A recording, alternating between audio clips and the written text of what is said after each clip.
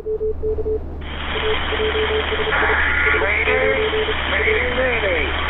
Scandies Rose.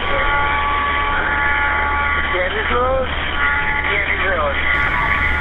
We are 5629.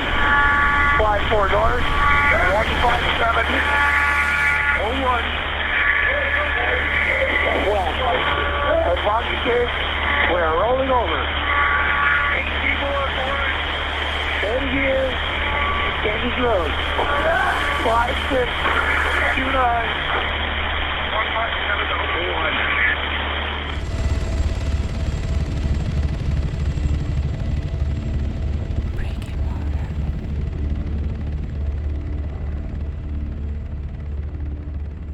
The Scandies Rose, a crab vessel known in the industry for its stability, was the type of fishing boat deckhands would strive to work for.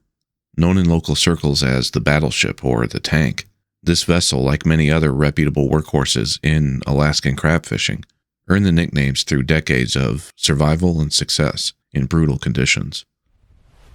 These conditions are unpredictable and can have deadly consequences, even for the most seasoned mariners. Laid down by Bender Shipbuilding out of Mobile, Alabama, launched in 1978 and originally named Enterprise, the boat was built for one purpose: pot fishing. Pot fishing vessels require expansive decks that will be loaded and offloaded constantly, stacked as high as the ship's bridge. Most importantly, their ability to remain stable being crucial throughout these operations. Crab season frequently sees these boats pushed hard through high seas, difficult navigation, freezing temperatures, and an often underestimated silent killer, the buildup of ice. The Enterprise would change hands in 1989, renamed to the Scandies Rose. Owned and operated by Scandies Rose Fishing Company, LLC, it was essentially a one-ship company, common in the world of crab fishing. At a length of 130 feet, or 39.6 meters, the Scandies Rose would also feature a width or beam of 34.6 feet, a draft depth of about 11.3 feet, and a gross tonnage of 195. Powered by twin Detroit diesel 12-cylinder engines, total horsepower would be about 1,610 or 805 horsepower to each screw.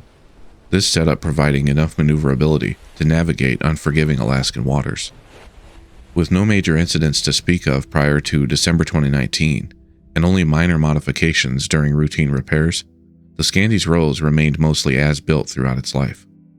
The vessel had seen operation in waters like the Puget Sound, Bering Sea, Gulf of Alaska, and was the subject of Episode 8 in Season 16 on Deadliest Catch, airing June 2, 2020. The Scandies Rose was captained by 45-year fishing veteran Gary Cobban Jr. Part owner of the boat, Cobban was a man known by his colleagues as a great captain that was surprisingly safety conscious and the most experienced fisherman they'd ever met. He saw frequent success in Alaskan waters, the ship and captain well known to the industry and enthusiasts alike. In spring of 2019, the vessel received a thorough valuation by independent third party Fishermen's Maritime Services Incorporated. The Scandies Rose hauled out at Loverick Shipyard near Seattle for dry dock inspection, then floated in freshwater nearby for service suitability. The vessel's owners, considering the boat's sale, needed to determine market value prior to moving forward. These inspection companies check vessels like these professionally, from stem to stern, electronics to engines, toilets and plumbing to decking. Every corner and weld inspected and conditions evaluated. The total market value determined after a 3-month-long process to be $3.5 million, the value it should sell for, but a replacement value of $15 million if lost.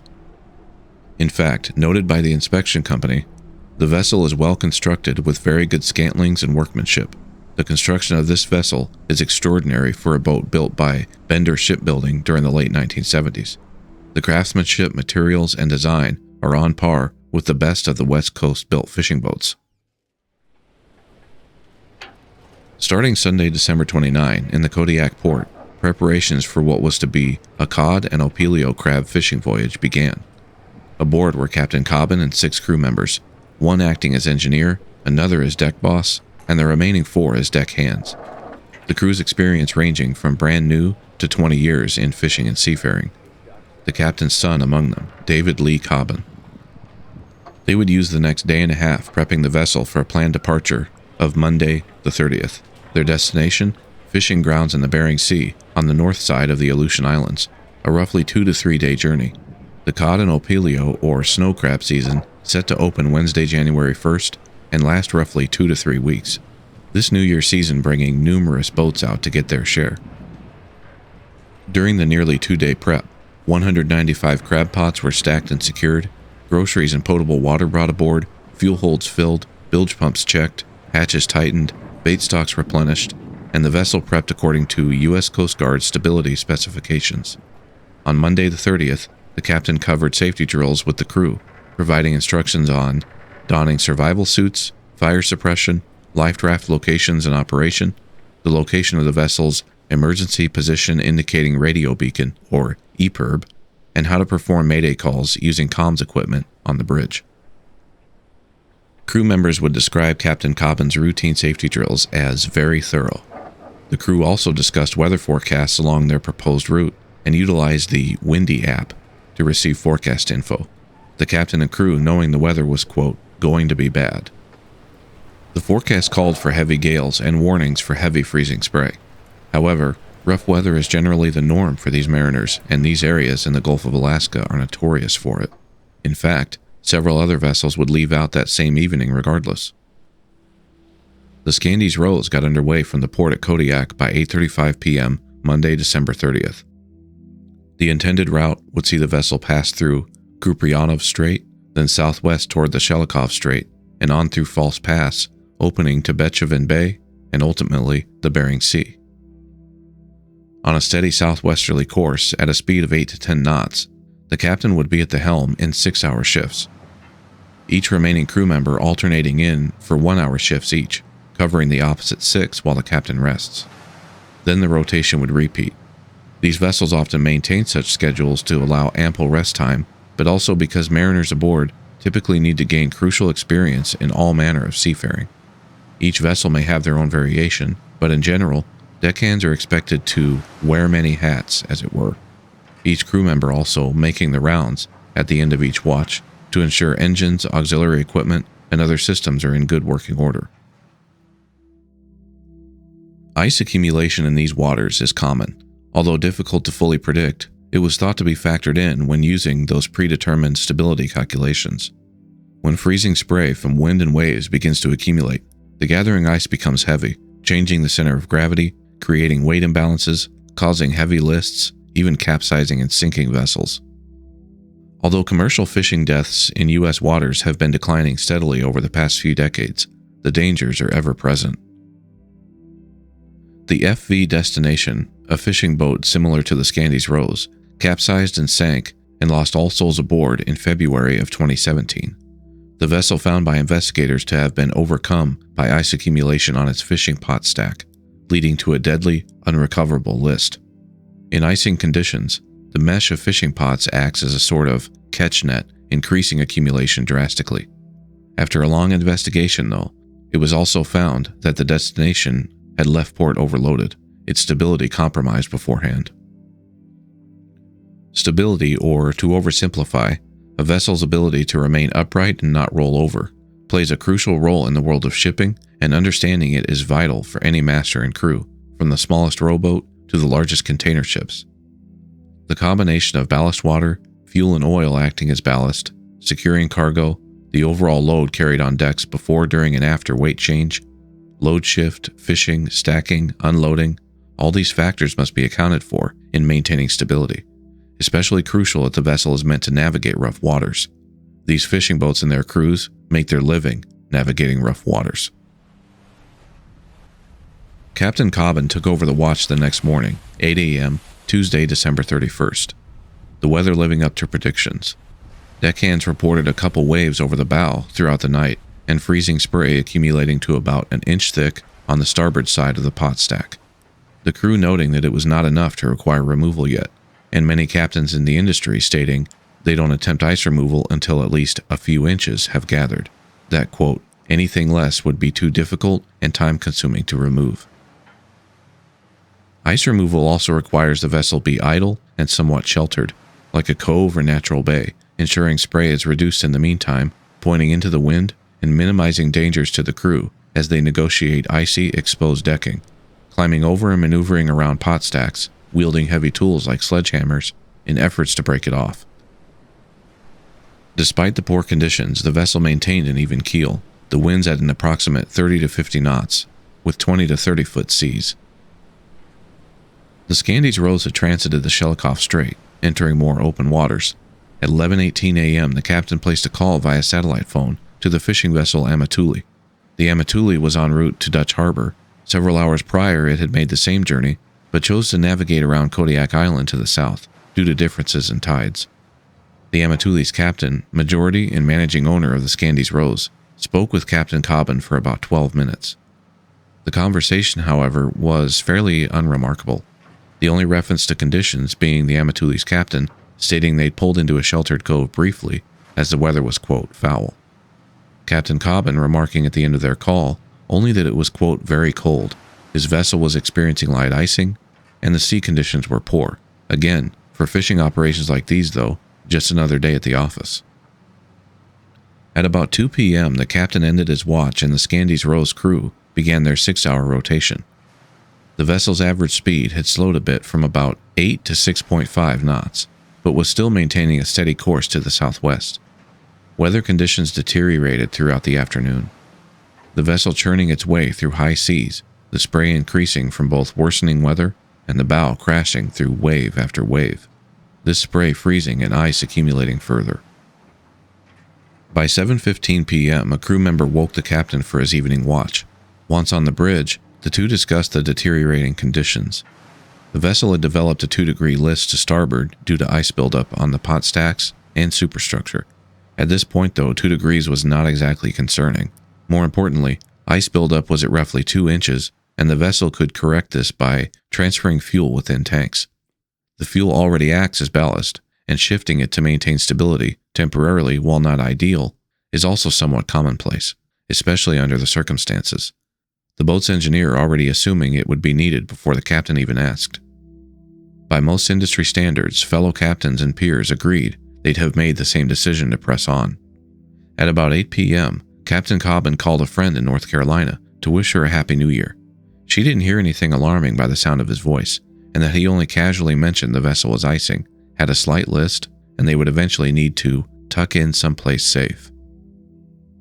Shortly after, roughly 8 miles northeast of Sutwik Island, Captain Cobban called the Amatuli once again. The Amatuli was just about to enter Dutch Harbor now.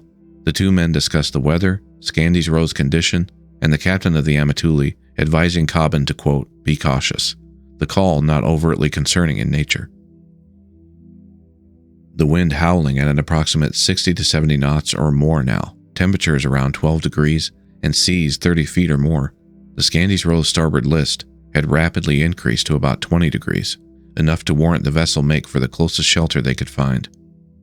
At around 8:40 p.m., 5.5 miles due east of Sutwik Island, Captain Cobban called the fishing vessel Pacific Sounder. The Sounder was currently in the Bering Sea, preparing to fish for cod. Its captain, longtime friend of Cobban and fellow fisherman, stated the Scandies Rose captain was concerned about a 20-degree list and that icing was really bad, but also the Cobban stated it was too rough to send the crew out and break ice, that he was going to try and seek shelter southeast of Sutwik Island. However, the Sounder's captain noted the Cobban's tone wasn't that of any urgency, even following up with casual conversation about the recent holidays and small talk about vessel ownership. At which point the Sounder's captain needed to end the roughly 30-minute-long chat at 9:10 p.m. so he could tend to his own vessel's generator in the engine room. 9:45 p.m. and Automatic Identification Systems, or AIS, showed the Scandies Rose transponder 2.5 miles south of Sutwik Island, turned about 50 degrees to starboard, the vessel altering to a northwesterly course toward the refuge of Sutwik's natural southern bays. The captain on the Pacific Sounder had completed his task in the engine room at about the same time, 9:45 p.m., when he decided to call Captain Cobban back. He grew instantly concerned when the veteran captain's normally stoic tone had changed, telling him worriedly, "I don't know how this is going to go. The list has gotten a lot worse." The connection was abruptly cut, and the Sounder's captain attempted to call back 10 or more times, but the system could not connect. On board the Scandies Rose, icing had become so overwhelming on the starboard side, after what was thought to be sudden bursts of even more violent gales, that the now rolling vessel, creaking and groaning under the stress, jolted 2 crew members from their bunks below decks, friends Dean and John. The vanishing angle of the fishing boat in its current state, or the maximum degree of list after which a vessel becomes unstable and can no longer right itself, was approximately 30 to 35 degrees, down considerably from about 40 to 45. When the Scandies Rose was on its southwesterly course, those near hurricane-force winds, almost perpendicular to the vessel, were blasting it steadily on the starboard side. Although the winds were causing the accumulation of ice, they were also aiding deceptively in the vessel's ability to remain upright. By the time Captain Cobban turned toward the bays of Sutwik Island, the ice accumulation was enough that it reduced overall stability. The severity of this, though, investigators thought to be obfuscated by those deceiving winds acting as a sort of crutch all along, preventing the list from worsening further before the turn. The turn toward Sutwik brought the prevailing winds and waves from the overloaded starboard side around partially to port. Now, with all forces pushing and acting toward starboard, the vessel was unfortunately doomed. When Dean and John had jumped up from their bunks, Rollover was only minutes away. Overhearing that brief, final conversation with the Pacific Sounder, one of the men rushing up to the bridge, yelling to the captain, "What is going on?" Captain Cobban responding, flustered, I don't know, I think we're sinking." The deckhand yelled down to his friend in the stateroom, "The boat is sinking." Everything started happening extremely fast. No alarms had been sounded. The captain would place the Mayday call soon after, while crew members scrambled. The 2 deckhands quickly located their immersion suits in the wheelhouse, helping each other to get them on, and the rest of the crew joined shortly thereafter. All the while, the vessel's angle reaching nearly 90 degrees, floors slowly becoming slick walls. Dean and John knew somewhat by instinct at this point that they all needed to abandon ship fast. Helping a couple others with their suits was proving nearly impossible in the confusion and quickly worsening situation. They described the scene as pure chaos. Several of the men still inside screaming, "We're gonna die, oh my god, we're gonna die," hyperventilating in sheer panic. John and Dean also, quote, freaking out internally, but trying to talk calmly to each other, determined to take those few potential steps toward survival. With their suits on, John then Dean exited via a portside door to get out on deck, the immersion suit's big bulky gloves making it difficult for articulation. The Mayday call by Captain Cobban was broadcast at approximately 9:55 p.m., at some point amidst the chaos and panic screams surrounding him in the wheelhouse. As the rollover continued unabated, the remaining 4 crew and captain were still inside the bridge, not nearly as collected as the other 2. Dean and John repeatedly screaming at them, get out, get the fuck out of there, the boat's going down." The men scrambling around outside the bridge, trying to find a line or anything to throw down inside and help the others climb up and out of the wheelhouse. But everything, lines, life rings, buoys, everything nearby outside was completely frozen. There was so much ice, nothing was easily accessible. At this point, they both knew they were down from minutes to just a few precious seconds. Captain Gary Cobban, older than the others and not nearly as able-bodied, lost his footing on the nearly 90-degree decking, and the men could only watch as he tumbled helplessly back across the bridge, striking the opposite side of the wheelhouse. The captain's son David unwilling to leave his side as his father screamed in pain. They saw one other crew member, Brock Rainey, had fully donned his survival suit, but didn't make it in time to join the others outside. The 2 friends, now essentially standing on the side of the wheelhouse, were determined to remain at least atop the vessel as it completely capsized. The Scandies Rose laid further on its side, the lights went out, and they clambered to remain atop the hull as it rolled over. Now completely in darkness, ice everywhere, slipping, stumbling, but trying to stay together. They were immediately swept off the flat side of the hull by a powerful wave. The conditions still deadly, with waves 30-foot plus, wind gusts anywhere from 50 to 70 knots.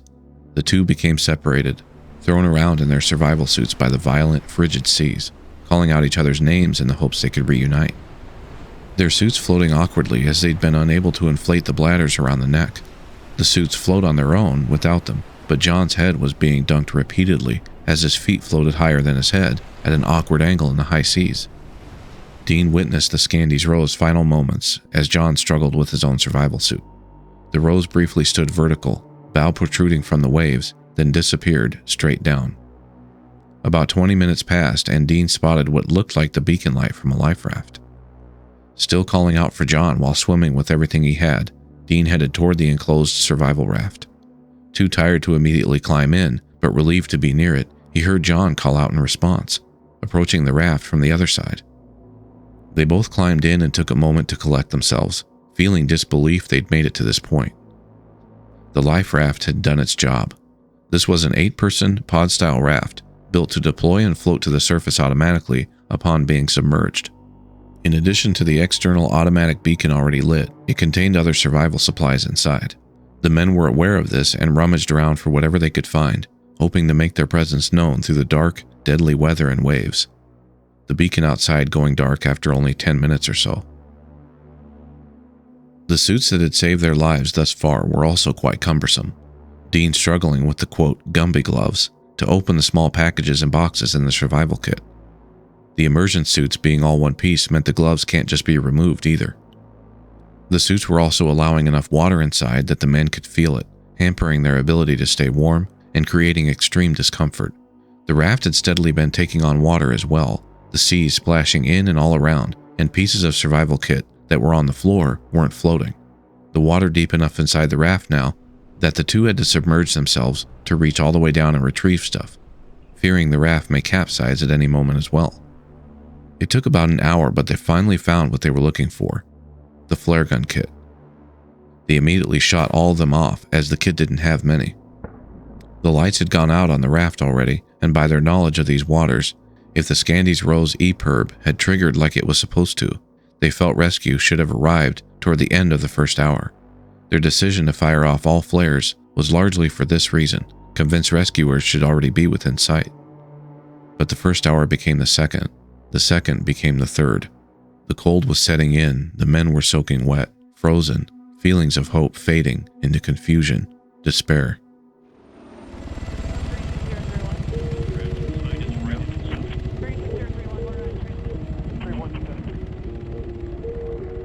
With repeated unsuccessful attempts to contact the vessel after its mayday, the Coast Guard sent out an urgent broadcast on all relevant frequencies, requesting vessels in the area keep a lookout and report any sightings. When the Coast Guard contacted the fishing vessel Rough and Ready directly via satellite phone, the fishing boat was about 25 miles due west of Scandies Rose last known position, one of the closest in the vicinity, but they were unable to assist due to their own struggle in the abysmal weather conditions. Other vessels potentially within range of the captain's mayday call didn't even receive it, since their antennas had iced up and were having troubles of their own. The Coast Guard's MH-60 Jayhawk helicopter would get underway by roughly 11:30 p.m. from Air Station Kodiak, but the Scandies Rose last known position was extremely remote. The weather wasn't going to let up along their flight path either. Extra fuel had to be loaded, and additional complexities in flight planning were required. This flight was going to push the rescue helicopter and its crew to the very edge of their range and capabilities. Coast Guard cutter Mellon was diverted from its patrol near Dutch Harbor as well. The Mellon's ETA roughly 20 hours though. A Coast Guard C-130 was also dispatched from Elmendorf-Richardson in Anchorage to aid in search and act as a communications platform. Earlier, once inside their raft, Dean and John had spotted the Scandies Rose second life raft, but decided not to risk exiting theirs and just watched it floating nearby for most of those grueling hours waiting for rescue. At roughly the 4-hour mark, the two men spotted what they first thought was the light from a ship's mast over near the other life raft. They had no flares left, but knew there was a functioning flashlight they'd been saving for this very reason. They began signaling toward the light that appeared to be investigating the other life raft, which turned out to be empty. The light suddenly raised straight up quite a distance, and the two deckhands knew instantly it was a Coast Guard helicopter. At 2:08 a.m., Dean and John were pulled up, one by one, into the Jayhawk. The Coast Guard crew even forced to de-ice the rescue swimmers' goggles and dry suit throughout the process. They'd pushed the helicopter so far, it was dangerously low on fuel, and had to cut auxiliary power to conserve it, which meant no interior heating for the long ride back to Kodiak Station, finally landing safely at approximately 3:40 a.m. Dean and John were quickly brought aboard a waiting ambulance and onto the hospital, where they were treated for hypothermia, both making a quick physical recovery. In an interview later, the rescue flight commander stating they were anticipating bad weather, but what they got was a lot worse. It took both pilots to keep the helicopter flying level, stating the 170-mile, 2.5-hour journey was the most challenging flight of his career. Dean and John would recount events to interviewers in as much detail as possible, especially in hopes to aid in finding survivors. The ensuing search would cover a 1,400 square mile area, using all potential drift models based on the Scandies Rose final position, on the weather patterns, and the two survivors' coordinates. The Coast Guard searching tirelessly throughout New Year's Day, multiple MH-60 helicopters, C-130s, and then the cutter Mellon arrived 3 hours quicker than planned at 4:15 p.m. Searching in these conditions, though, even puts rescue personnel at risk, and the cutter had to stop for its own ice removal efforts that afternoon. The primary goal of such a high-risk search and rescue puts victim recovery far behind the priority of locating survivors, the likelihood of which dwindling by the hour. And by 6:08 p.m. on January 1st, 20 hours after Captain Cobban's Mayday was received by the U.S. Coast Guard, the search was called off. The investigation that followed was difficult, to put it simply. The owners of the Scandies Rose contracted a firm specializing in underwater survey and salvage. The MV Endurance, a vessel that acts as a platform for high-tech survey equipment and remote-operated vessels, or ROVs, would arrive at the last known coordinates on the morning of Monday, February 10, 2020. Greeted by a diesel fuel sheen on the surface a quarter-mile long, the Endurance would use sonar to locate the wreck on the seafloor. The Scandies Rose lay 160 feet deep on its starboard side, bow pointing east. The Endurance, battling rough weather and tidal conditions, would conduct ROV operations in the following 2 to 3 days, providing extensive, crucial footage for investigators. The footage helped confirm, rule out, or otherwise answer several factors in the month-long investigation that followed, factors we will touch on shortly. Before the Endurance was forced to depart due to deteriorating weather, the ROV observed 2 survival suits inside the bridge containing the remains of victims. No other victims or survival suits were found. On May 11, 2020, the Coast Guard sent a letter of presumed death for the captain and 4 crew members to the victims' families. Now, it's important to note, via thorough investigations, witness interviews, the policies and procedures Scandies Rose had clearly followed throughout its history, the NTSB and Coast Guard ruled out the following. Fatigue.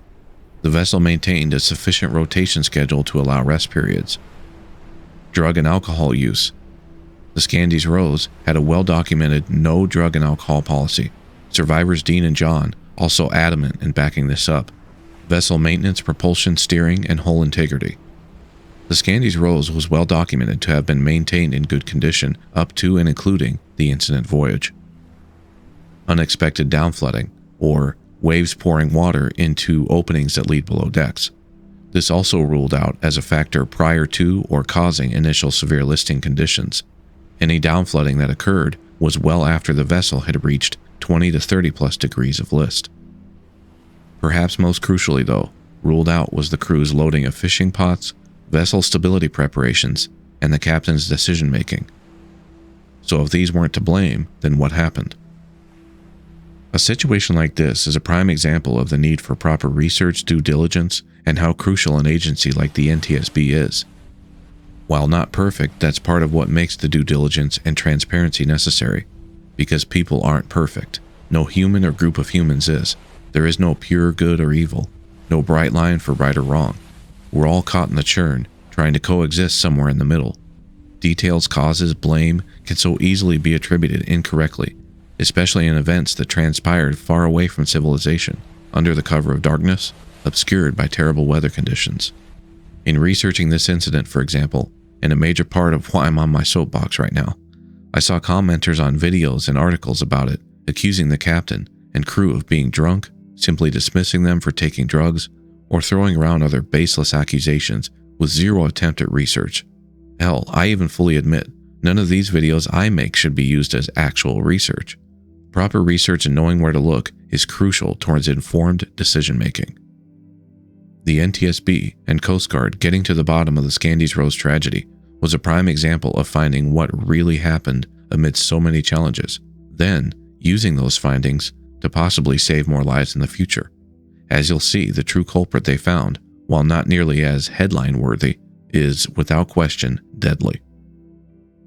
These vessels and their crews don't typically even flinch at the news of ice buildup. One of Cobban's fellow captains stating, "Ice is just a constant presence in the Bering Sea in the wintertime. You're not going to go many years without having to chop ice half a dozen times or more. They just get to work removing it and keep going."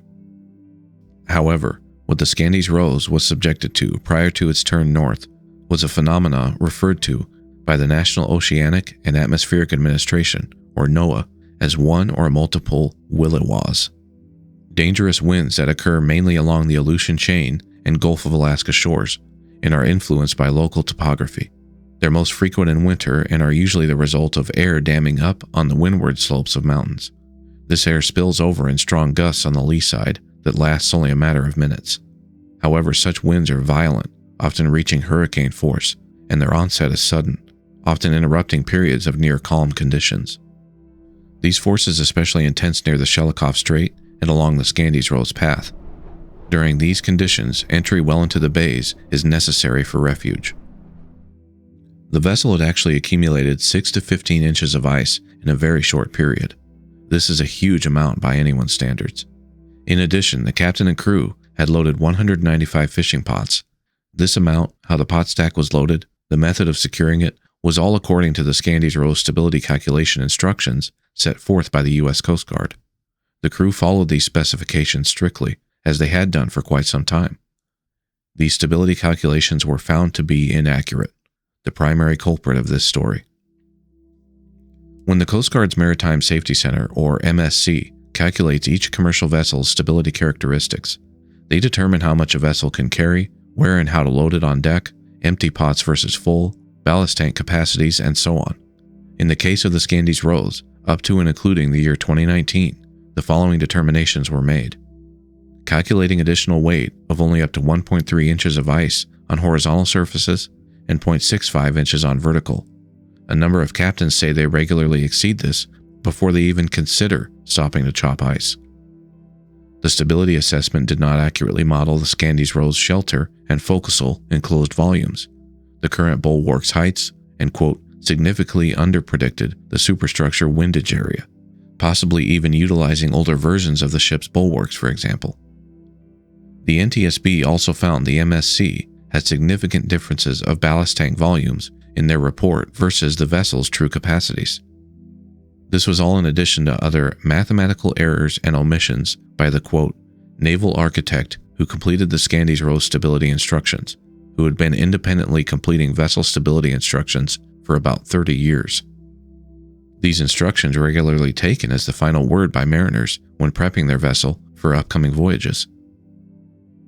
Following these conclusions, the NTSB recommendations would be, to the Coast Guard and their Marine Safety Center, evaluate further the effects of icing on crab pots and pot stacks, especially when accumulated asymmetrically. The regulations at the time assumed even distribution only, and as stated, only up to about 1.3 inches. Apply these and other updated calculations to regulations and oversight programs for fishing vessels going forward.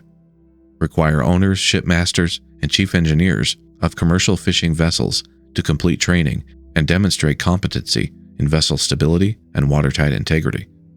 Require that all personnel carry manually activated personal locator beacons, or PLBs.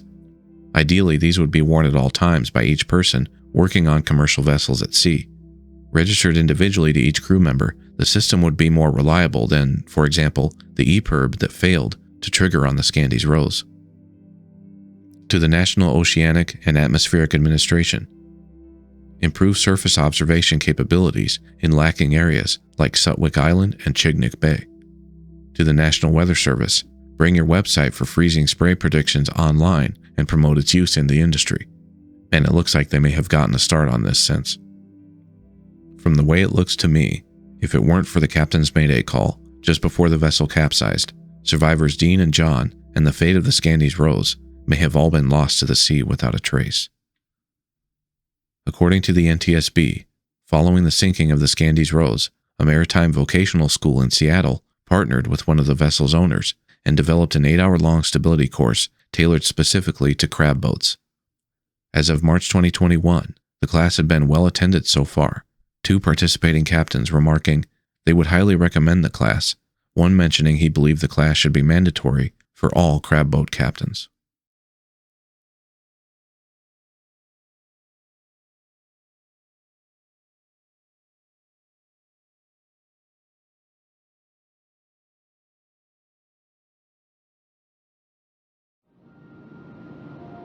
Hey everyone, thanks so much for watching. Making these larger project videos with so many animations and in-depth research without sponsors occasionally is due in large part to so many great supporters. And a special thanks goes out to those top tier supporters: Alex W., Andrew M., Jenny E., Jeremy H., Kenneth P., Lil Tony, Nathan F., Paul R., and Zachary D.